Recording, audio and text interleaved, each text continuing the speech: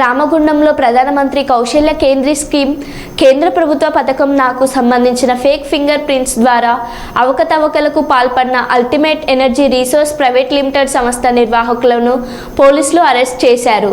Ramagundam police commissioner M Srinivas IPS Ramagundam police commissioner కార్యాలయంలో పత్రికా సమావేశం ఏర్పాటు చేసి నిందితుల అరెస్టు వివరాలు వెల్లడించారు. ఈ సందర్భంగా శ్రీనివాస్ మాట్లాడుతూ నిందితులు హైదరాబాద్ నుంచి మల్లికార్జున్, నర్సంపేట నుంచి సలీం జఫార్, వెంకటేష్ మరియు మంచిర్యాల నుండి దేవేందర్లను అరెస్టు చేశామని తెలిపారు.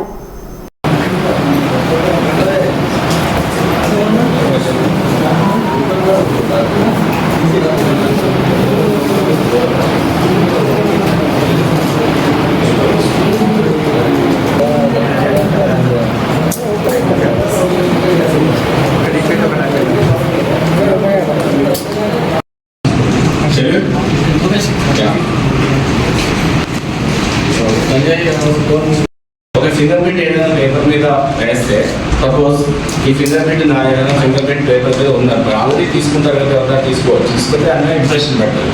ఈ దీని మీద ఒక లిక్విడ్ వేస్తారు.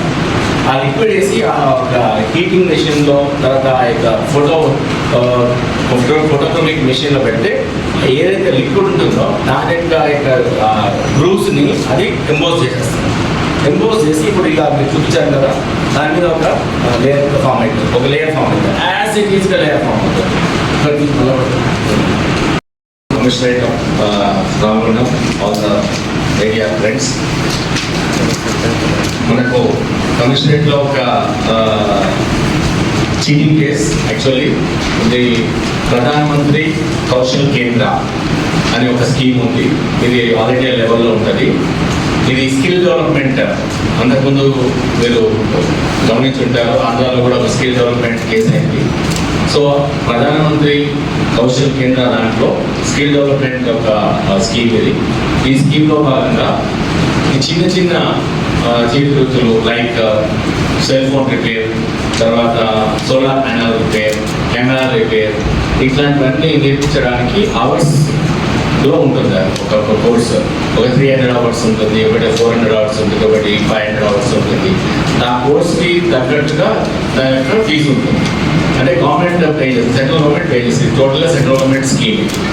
టోటల్ సెంట్రల్ గవర్నమెంట్లో ఈ అవర్స్కి ఇంతమందికి అని ట్రైనింగ్ ఇస్తే దానికి సర్టిఫికేట్ ఇస్తారు. ఆ సర్టిఫికేట్ నుంచి వాళ్ళు అందరికీ ఉపాధి అవకాశాలు కలిగించడానికి కోసము ఉపయోగపడతారు.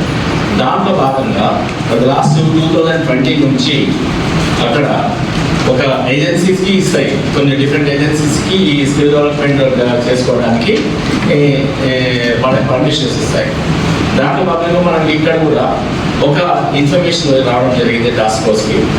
సో నాకు ఇన్ఫర్మేషన్ వచ్చి దాన్ని ప్రాసెస్ చేసి తర్వాత మా డీసీపీ గారికి, తర్వాత మా task force CI and Mancherial CI చెప్పిన తర్వాత కొద్దిగా దాన్ని వర్కౌట్ చేసిన తర్వాత ఇక్కడ మంచిర్యాలలో కూడా ఒక కేంద్రం, ప్రధానమంత్రి కౌశల్ కేంద్రం జరుగుతుంది.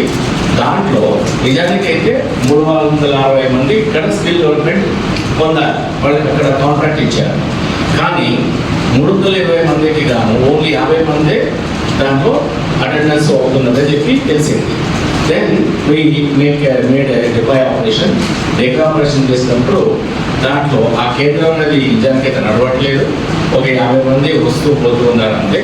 దాని తర్వాత ఎవరైతే రీసెంట్గా ఏం చేసిందంటే గవర్నమెంట్ 75% అటెండెన్స్ కంపల్సరీ ఉంటే తప్ప అది అప్లోడ్ చేయాలి. వాళ్ళ యొక్క క్యాండిడేట్స్ యొక్క ఫింగర్ ప్రింట్ అప్లోడ్ చేస్తేనే వాళ్ళకి ఆ స్కిల్ డెవలప్మెంట్ తీసుకున్నట్టు నిర్ధారించి దానికి వాళ్ళకి డబ్బులు పంపిస్తున్నారు.